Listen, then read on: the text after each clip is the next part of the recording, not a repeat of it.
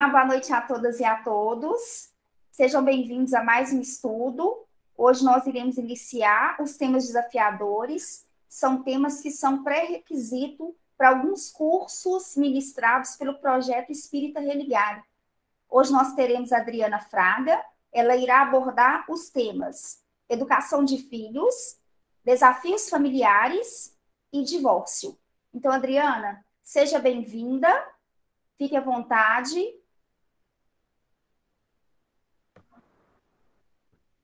Boa noite, pessoal. Bem-vindo ao estudo do Projeto Religare. Eu queria agradecer a oportunidade, né, do projeto da Rose, né, de apresentar o estudo de hoje. E o título que eu coloquei para o estudo foi o Entendimento dos Desafios Familiares no Contexto da Doutrina Espírita, que vai abordar três aspectos. Os desafios, né, da família, no contexto familiar, os filhos e a questão do divórcio, dentro desse contexto da família, né, espiritual. Então, vamos seguir o primeiro slide, Valerinha. O primeiro tema a ser estudado, a ser explorado pela gente, é o tema da família. Eu trouxe para ilustrar, né, o exemplo da família, justamente, se vocês observarem aí, vários instrumentos, que são, a maioria deles são instrumentos da mesma família, que são famílias de cordas.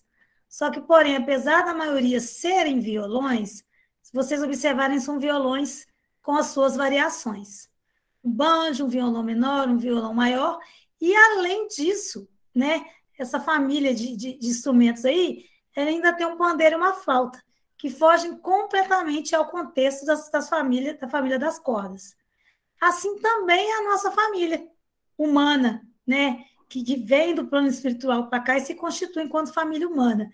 Né? A gente, na verdade, é uma orquestra que tem que tocar afinada, mas nós temos as nossas diferenças, né? Muitas vezes agregados que chegam com diferenças muito extremas, e nós temos que fazer essa afinação para que todos consigam, né, nessa existência, ter uma convivência harmoniosa. Pode passar, Valerinha, por favor? Então, nós vamos, dentro do tema família, nós vamos discutir vários aspectos. Eu trouxe alguns ícones e alguns itens para a gente refletir, que a gente vai passando e vai discutir. O primeiro item para a gente refletir essa noite está no Evangelho segundo o Espiritismo, no capítulo 5. Ele fala bem-aventurados os aflitos, e esse capítulo, um dos temas é o esquecimento do passado. A gente, quando encarna, né, a gente, enquanto espírito, encarna, né, na, nessa opção que a gente fez de estar aqui nesse momento, a gente traz consigo, né, como é sabido da doutrina, toda a nossa história aí, né, de espíritos errantes. E faz-se necessário cair nesse esquecimento. Principalmente quando a gente tem como compromisso no plano espiritual, com os outros espíritos afins ou não tão afins, a constituição de uma família. Né? Porque a gente sabe que o mais difícil, a convivência mais desafiadora que nós temos, né, na nossa existência é essa convivência em família, porque é o que está mais próximo da gente, e é justamente os espíritos que nós temos mais afinidades, ou os espíritos que nós temos mais débitos, e nós viemos justamente para fazer, uma das nossas missões é fazer esses ajustes. Então, esse esquecimento do passado é necessário, justamente em função da gente, apesar de estar gravado no subconsciente, né, quais os nossos erros, e no nosso plano encarnatório, qual a necessidade que nós temos, né, de reparar ou de dar continuidade a um projeto que foi de sucesso, né, nós necessitamos desse esquecimento do passado. Agora, o que é a família? O que é esse lar, nessa constituição de espíritos que vem conviver em certa harmonia ou menos, né, nessa existência nossa aqui terrestre? Né? Emmanuel traz para a gente que o lar é a escola viva da alma, né? E é a prova mais difícil e mais redentora, porque justamente é no lar que você está ensaiando e reparando os seus débitos com aqueles, né, que você fez o seu compromisso em outras existências e dando continuidade. E ele faz parte de uma das leis, né, das leis naturais, que é a lei da reprodução. Então, essa Constituição, ela tem como fim essa perpetuação, né, dessa família espiritual que tem essa necessidade de vir para cá, né, para poder evoluir, e essa questão redentora, né, que a gente pode até evoluir sozinho, mas a evolução compartilhada com aqueles que vêm ou para nos ajudar a crescer, ou vêm para nos ajudar a um amadurecimento, ou ajudar-nos também as nossas provas, né, pessoais, ela é redentora nesse sentido, porque ela contribui, né, para que a gente tenha um aceleramento desse empoderamento espiritual. É porque é toda uma egrégora ali, né, com fim comum nessa encarnação. Uma das questões, né, que é muito trazida à tona, né, principalmente num contexto de acolhimento, é a questão do extremo sofrimento de quem convive em família, né, por determinadas questões. Mas uma das questões que mais percebe-se em relação a esse sofrimento é a questão do compromisso.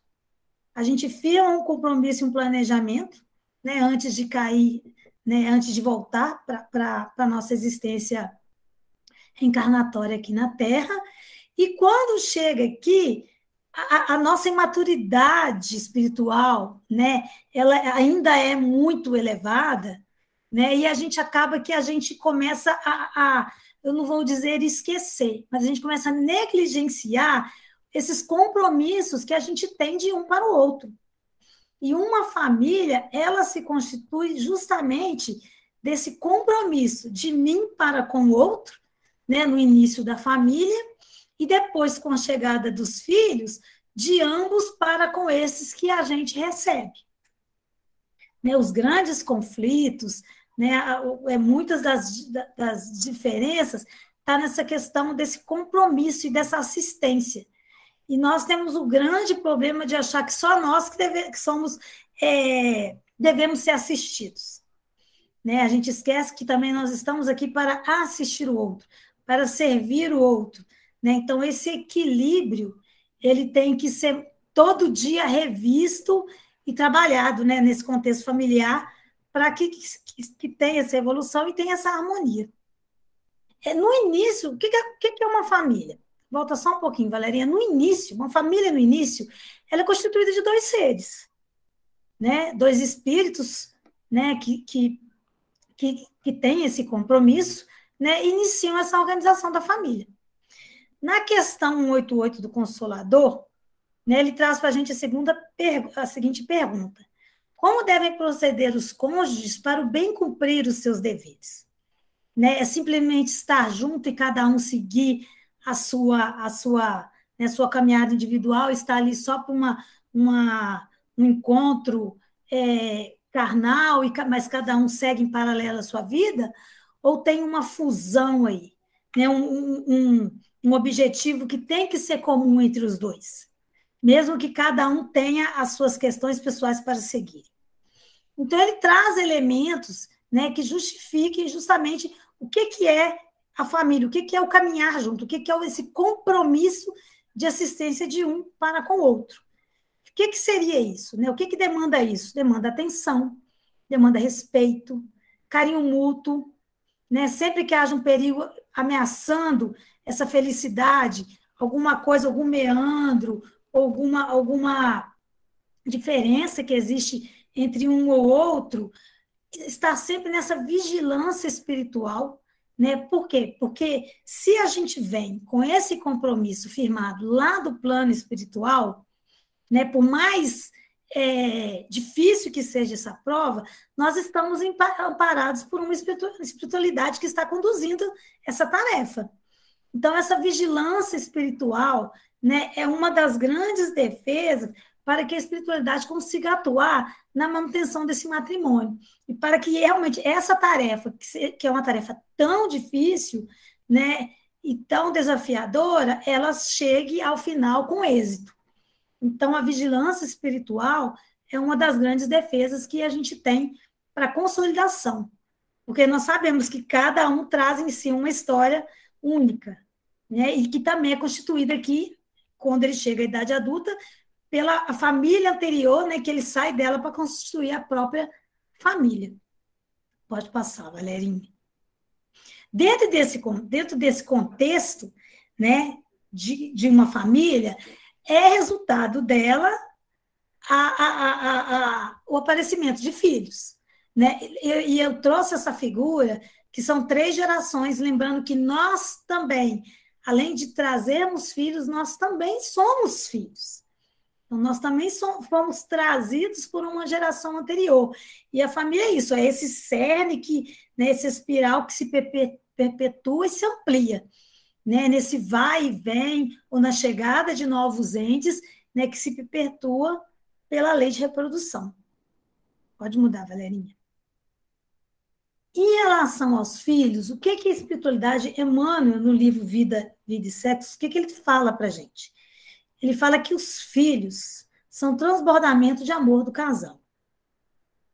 Ou deveriam ser transbordamento de amor do casal. Qual que é a grande dificuldade, né, que a gente percebe numa família, que a gente se percebe essa desestruturação em relação, principalmente quando os filhos chegam, né? Porque enquanto está só o casal, homem e mulher, né, naquela dinâmica ali só entre os dois, administrando as suas diferenças, quando chega o terceiro ou quarto, né, quantos filhos vierem, que vão se agregando e somando ali, vai chegando naquela egrégora ali, também espíritos que se afinizam. Espíritos que nem, muitas vezes, talvez não sejam espíritos que estejam tão afinizados como o outro, ou alguns débitos, né, que são trazidos para serem reparados entre pais e filhos. E como é que fica essa questão desse amor, né, nesse ambiente? Um dos grandes entraves, né, quando chega o filho, e é uma outra questão que a gente percebe também, o filho chega, tem uma desestabilização do lar, né? E principalmente em relação do ponto de vista espiritual. É um novo espírito que está chegando ali, que está quebrando com uma rotina, por mais desejado, né, que seja, ele mexe com toda, ainda mais a gente aqui encarnado, né, no plano material, com toda uma dinâmica existente, né, e que, assim, justamente por ser esse transbordamento de amor do casal, é que vai fazer com que, e esse esquecimento do passado, que vai fazer com que a gente acolha esse ser que está chegando e consiga trabalhar esse amor, né, que é necessário para que se constitua ou esses débitos, ou essa continuidade de alguma história que já vem sendo construída à medida, né, que essas pessoas vêm reencarnando juntas. Né? É uma desestabilização, muitas vezes momentânea, mas o que a gente percebe? Às vezes tão profunda que há o rompimento justamente na chegada do filho. Por que tem esse rompimento? Para além dessa questão espiritual, né? A gente sabe, a gente tem até exemplos, né, na literatura espírita, né, de preparação de filhos que estão chegando no plano espiritual, né, em relação ao que ele era, em relação ao pai, ou em relação à mãe, né, a dificuldade de fazer essa administração para que essa criança seja recebida e esses débitos sejam vencidos com êxito. Uma das questões é a nossa imaturidade espiritual. Né? Infelizmente, nós ainda somos infantis, ainda trazemos contextos egóicos dentro da gente, né? E a gente não consegue conduzir esse trabalho. Então, muitas vezes, a chegada da criança, ela quebra, né, o contexto e a gente começa a se infantilizar, ou o casal começa, ou um ou outro, começa a se infantilizar em relação ao filho que está chegando, e isso desequilibra as relações. Muitas vezes, né, a pessoa não dá conta de conduzir o processo educativo daquele que está chegando. Muitas vezes, há rompimentos desse contexto familiar em relação à imaturidade, né? E muitas vezes chega a questões extremas, né, em relação à chegada desse ente que está chegando. Esse desequilíbrio é um desequilíbrio que gera muitos conflitos, e a gente tem que ter esse conhecimento e essa consciência que enquanto casal, enquanto a gente que recebe, de parar e pensar de onde vem esse conflito, né? Muitas vezes gerado por ciúme, muitas vezes gerado por uma imaturidade de ter que perceber que vai ter que dividir a atenção com esse ser que está chegando, né? Então, de onde vem? Essa reflexão ela é necessária com a chegada dos filhos, porque a proposta, né, da chegada deles em relação ao casal é de acrescentar, a gente sempre fala, né? O filho ele está multiplicando o amor, né? Se multiplica o amor, por que o desequilíbrio? Né? E se há o desequilíbrio, há que se pensar de onde vem, há que se olhar para dentro desse casal, ou para dentro dessa pessoa que traz para a gente, ou para dentro da gente, né, que está vivendo uma situação, e se perguntar qual a causa do desequilíbrio. Onde eu posso atuar, onde eu posso repensar para que não se quebre, né, esse elo que já vem se constituindo enquanto casal. Né? Onde que está essa questão dessa imaturidade, ou onde que dentro do meu ego, ou dentro da minha constituição enquanto indivíduo, eu tenho que trabalhar para acolher esse indivíduo que está chegando. Porque ele chega para poder somar, né? Ele não chega para dividir, ele não chega para separar. Né? E a gente, no entendimento de que nós somos espíritos imortais e que nós podemos acolher espíritos simpáticos e muitas vezes antipáticos, né? Onde que está em mim? Onde que eu me constituo nessa relação aí? Né? Então, é necessário fazer esse exame, né? Esse exame, se tem um ciúme, que ciúme é esse? Né? E, assim, e é interessante em relação aos filhos também, né? Em relação a esse conflito, essa consciência de passar para quem está tendo esse conflito, que isso também não é para sempre. Que essa chegada dos filhos, ela, apesar de no momento, né, se for uma situação de um conflito e de uma diferença que você traz no seu subconsciente, né, em relação a outras vivências, de que isso vai passar, né, de que os filhos chegam e eles vão constituir a caminhada deles. Então, que é importante entender esse processo, saber que ele é transitório, que você tem aquele compromisso com esse ser que está sendo instituído nessa família, e que isso também é temporário, apesar do vínculo ser, né, por toda a existência, ele vai te demandar ali aquela responsabilidade que você não pode fugir, né, desse processo educativo desse ser que chega e que parece que no momento da dor é muito demorado, muito intenso e muito sofrido, mas que passa muito rápido. E é importante também, e o Consolador traz para a gente, no período, né, nas questões de 109 a 113, Emmanuel deixa muito claro qual é a função e como se dá a função dos pais acerca dessa tarefa educativa dos filhos.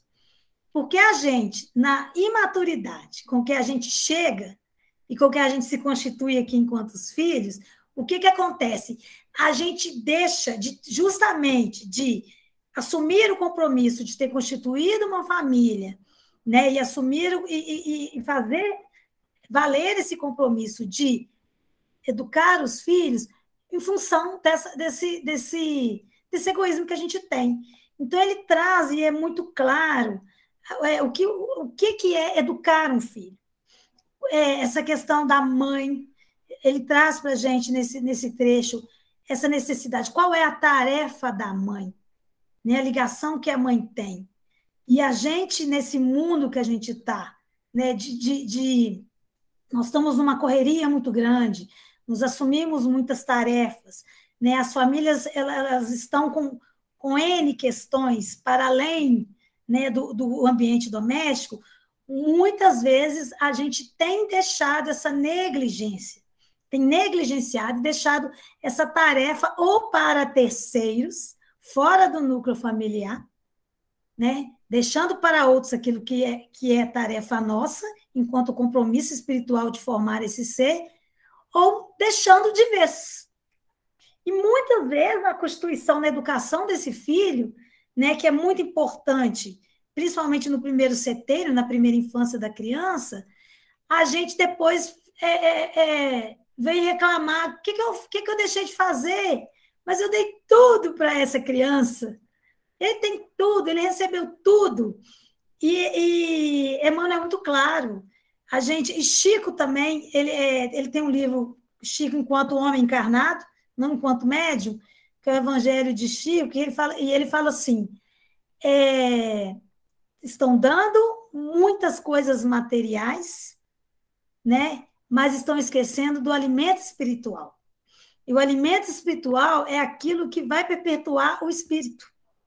Não é a condição material que se encontra aqui, que também é importante enquanto encarnados, mas o alimento espiritual, esse compromisso desse alimento espiritual, enquanto mãe e pai na sua tarefa, ele é o que vai fazer a pessoa feliz. Ele é o que vai constituir e que vai moldar, né? Vai ser o amálgama, o pilar, né? Para que esses filhos venham e tragam essa harmonia e perpetuem, né? Esse compromisso de amor, de transbordamento desse amor, que é o compromisso da família. Em relação a divórcio, o que acontece, gente? Pode passar, Valerinha. Infelizmente, em alguns núcleos, né, familiares, né, ou determinados compromissos que a gente faz aqui, a gente nem sempre o compromisso ele é espiritual. Nem sempre um casamento ou a constituição dos filhos que a gente traz, eles estão constituídos numa esfera espiritual. Muitas vezes, né, já trazidos aqui à carne, por essa, né, questão da materialidade, a gente assume determinados compromissos e a gente assume determinados vínculos que não estão de acordo com a nossa caminhada espiritual. O casamento, ele está dentro da lei divina, né? E o divórcio? O divórcio, ele está na lei divina, né? As pessoas falam muito, inclusive está aí no final, não separeis o que Deus juntou. Né? O divórcio, ele está dentro da lei humana, né? Mas ele não é contrário à lei de Deus.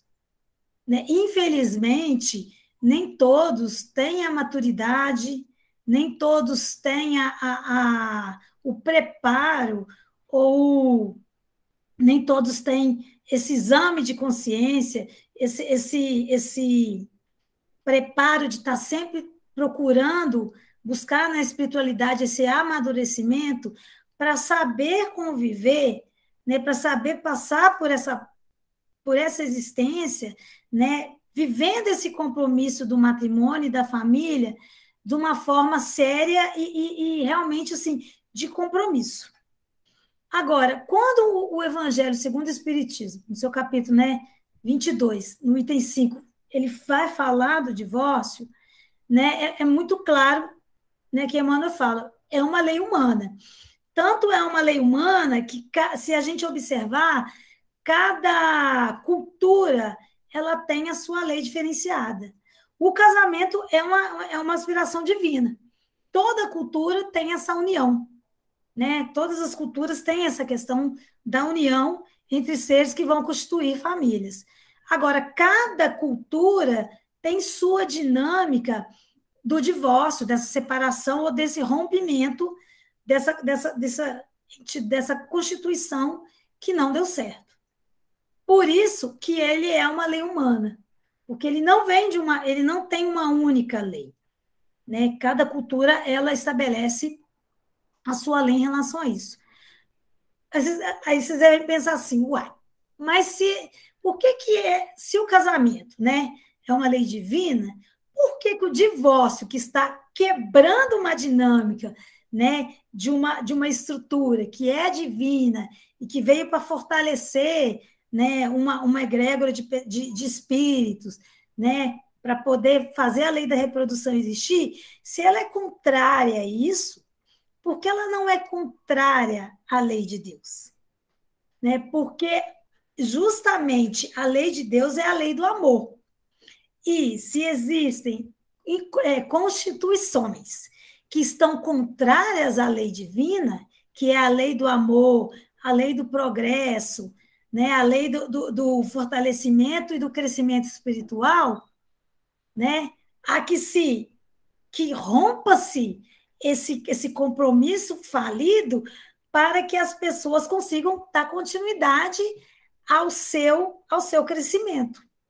E esse rompimento, né, físico, né, entre pessoas aqui encarnadas que por questões X ou Y, não é uma questão mortal ou de pecado ou até de falência, como muitas pessoas veem. Né? A gente tem que olhar a questão do divórcio até muitas vezes com misericórdia divina. Então quer dizer que a gente pode separar. Não deu certo, separa. Também não é assim. Né? Porque a gente escuta isso, escuta. O que a gente mais escuta é as pessoas falarem assim: não está dando certo, não, separa. Separa dessa pessoa, como se esse rompimento fosse muito fácil, né, e muito tranquilo. E a gente tem que lembrar, voltando à questão da lei divina, que isso é um compromisso. Né, e um casamento, ele é um projeto divino. E você largar a mão, talvez a gente acha que o divórcio é uma coisa muito simples de acontecer, porque é só uma separação de corpos ali, mas tem toda uma desvinculação espiritual daquele grupo que ela é muito intensa. Ela é muito intensa. Tá, vou repetir porque falou. A gente ouve falar, enquanto as pessoas estão nessa fase de conflito da vida, né, do divórcio, de perceber que não deu certo essa união, de que separar é muito fácil, de que nós podemos, separa, não está dando certo, separa, como se fosse uma questão muito simples. Só que essa vinculação enquanto família, principalmente espiritual, que a gente vem trazendo esse compromisso e que a gente constitui aqui enquanto projeto de vida, né? Esse rompimento simplesmente de separação de corpos, ele está muito além disso. Tem um rompimento espiritual, um rompimento energético ali de uma egrégora que é muito complicado você desfazer determinados liames. Então, por isso que fala, ele não é contrário à lei de Deus. Porém, a rigor, ele não deve ser facilitado entre as criaturas. Então, é muito importante a gente começar a perceber e começar a refletir em relação a essa banalização do divórcio, né? Essa banalização da separação. Né? Essas uniões, né? O que Emmanuel traz para a gente é o que elas não são ao acaso. Elas vêm devido a um compromisso encarnatório, né? A um projeto que nós temos. Então, ele não deve ser facilitado. Mas interessante, se ele não deve, parece um paradoxo, se ele não deve ser facilitado, ele não é contrário à lei de Deus, por que ele acontece? Aí vem a lei divina. A lei divina não é a lei do amor? A lei divina não é a lei de que as pessoas, né, se harmonizem para que cada vez mais a gente evolua? né? Cada vez mais essa egrégora possa se evoluir até chegar ao verdadeiro amor. Então, a sabedoria divina, ela não institui princípios de violência. Só que nós, na nossa história pretérita, né, e também nesse contexto que nós estamos aqui, o que acontece? A gente não tem essa vigilância espiritual, né, esse cuidado, e acaba que a gente, muitas vezes, entra em cadeias de violência, em relações muito conflituosas, que a questão do amor ali, ela se quebra. E começa a ter relações e afinidades ali que não são saudáveis e que elas deixam de seguir essa caminhada da evolução.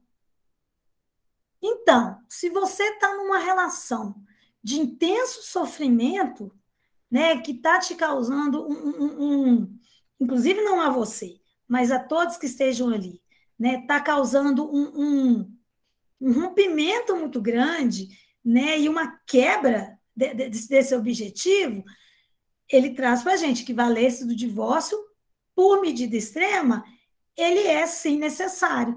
Ele é um ato de misericórdia para essa instituição que já está falida. Né? Principalmente em relação a questões de suicídio, né? Que é justamente assim, o ser humano ali, aquele espírito ali, ele está numa situação extrema, né? Daquele momento que ele está vivendo.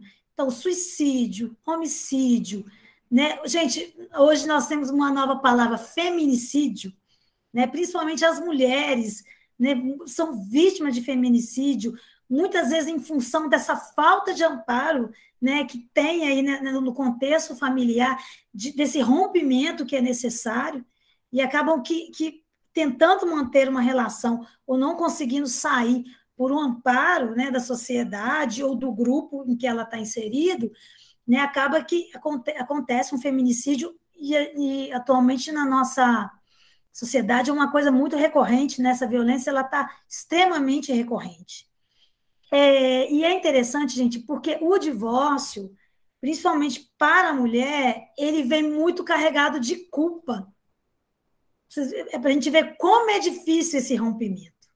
Né, os emaranhados ali, a desarmonia e a falta desse reencontro para poder conseguir a caminhada, ele é tão grande que a pessoa traz esse sentimento de culpa desse rompimento muito grande.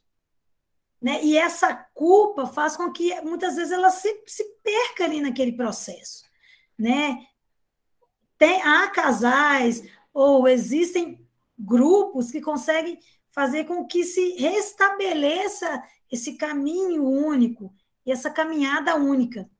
Né? Agora, se está muito complicado, né, essa questão dessa retomada dessa caminhada ou desse projeto inicial, que seja melhor que se faça, então, esse rompimento a partir do divórcio, para que se restabeleça esse equilíbrio desse grupo.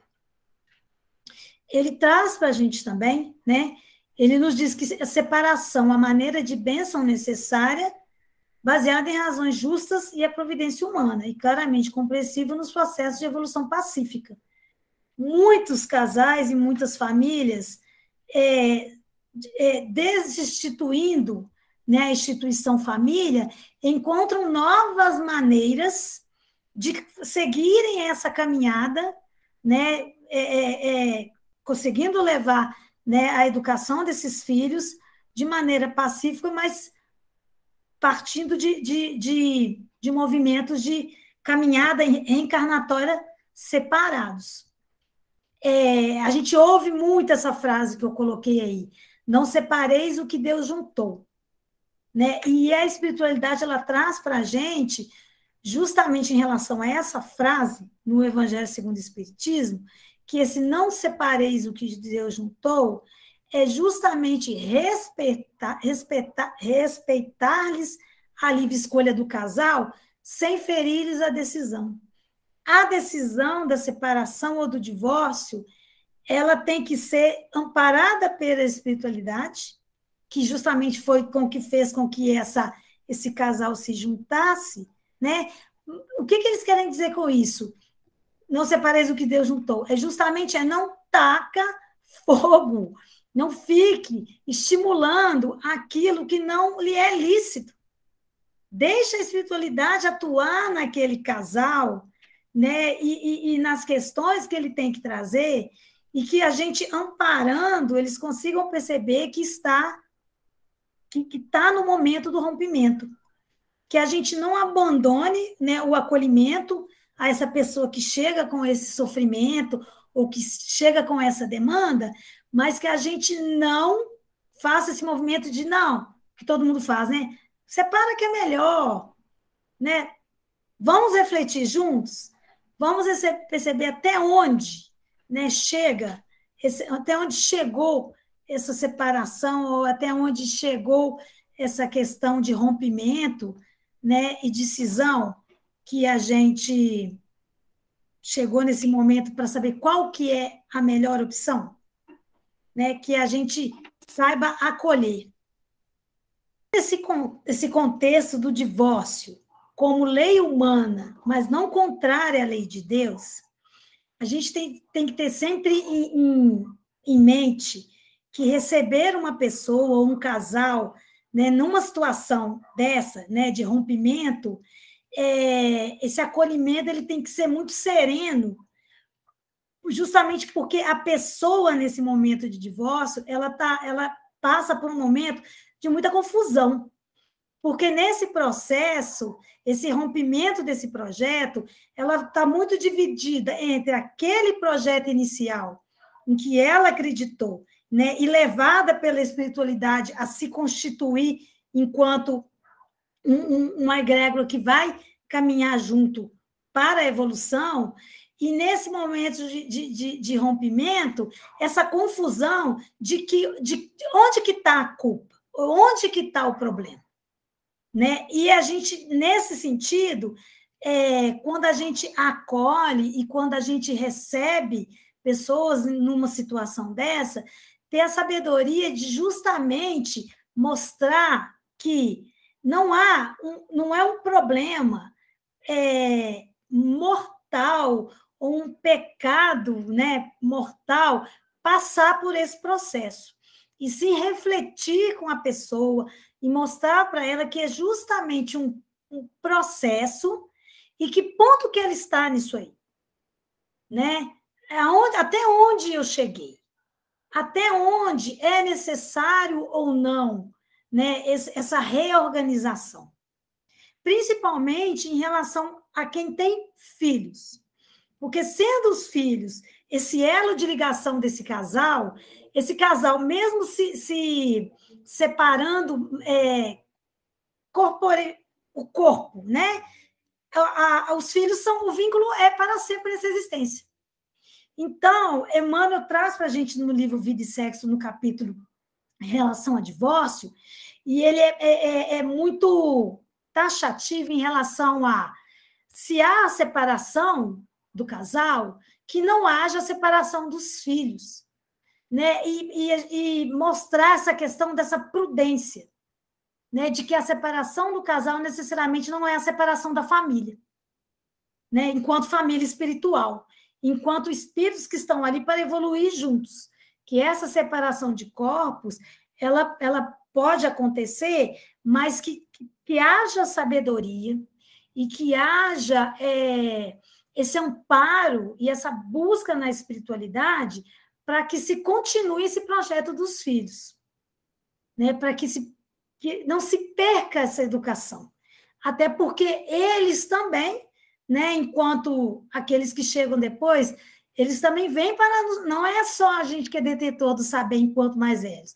Eles também vêm para trazer para a gente lições que nós precisamos aprender, enquanto pais e educadores. Então, que se faça necessário, em medidas extremas, né, sem a gente invadir a decisão, mas que se tenha essa consciência de que a separação espiritual ela não acontece, né? Ela se perpetua. E que se for necessário, na próxima, que se venha de forma mais harmoniosa. Então, que se comece esse reajuste, né, com essa família que infelizmente, né, materialmente se desfez, mas que esse reajuste já comece aqui, né, dissipando mágoas, através do perdão, da sabedoria de entender o processo de um ou do outro, revendo a imaturidade que a gente traz, o que o outro traz, aprendendo a respeitar o limite do outro ou o próprio limite, trabalhando as nossas viciações, né? As nossas más tendências, né? Burilando em relação ao dar ao outro aquilo que ele necessita, o nosso egoísmo, através do doar ao filho a educação que ele necessita nesse momento, porque é papel dos pais, não da sociedade. O papel primordial do pai e da mãe é educar essa criança tenra que chega, né, ao mundo material. Então, entender que essa missão junto, né, materialmente junto ou separado, ela continua se constituindo enquanto casal, né, e que essa maturidade, que por hora, né, dentro de um divórcio, pode estar muito desequilibrada, com o apoio da espiritualidade, né, e o estudo, e o esforço de cada um, né, na sua caminhada, ela é muito importante para que essa família não perca a sua constituição espiritual desse compromisso firmado, mesmo que materialmente ela esteja já dissipada. Pode mudar, Valerinha.